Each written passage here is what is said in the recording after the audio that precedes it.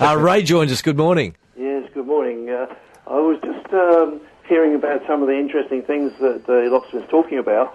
I've got a lock on my back door, which is, I think, a Gainsborough. Yes, yep. And it's a bit of a nuisance because to unlock it, you have to put the key in. Yep. When you take the key out, it locks it again. Oh, okay. So if you come in from the outside, you have to use the key to unlock it, and then you can't close the door again unless you take the key out and put it back on the inside.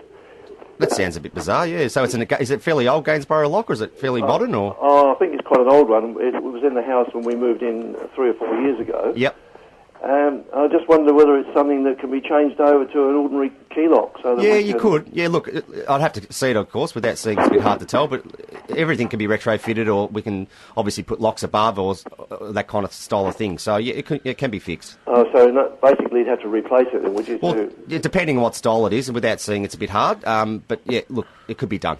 And there's nothing wrong, Ray. I mean, look, the way I figure it, with locks, they've got to be working properly and functional to provide the security you need. Otherwise, you're in trouble in a number of different ways. And I reckon if you just get onto it, replace the locks, key-alike system, that's correct, then you've got. I mean, you need not to be hassled about locks around home. That's the big thing, Ray. And even things like maintenance of locks and all that sort of stuff. Really, those days are gone. You just sort of leave it to professionals and just get it done. And that's correct. And I think another thing too, a lot of listeners don't know that most insurance policies now state you have deadlockable doors and windows. Yes. So what that means, if someone does break into the property, they can't just open the door and walk out with your TV. And just a conventional home, Justin, if you had to go in and change locks, say as a Lockwood 001, for example, change locks, key alike, what sort of time frame are you in and out?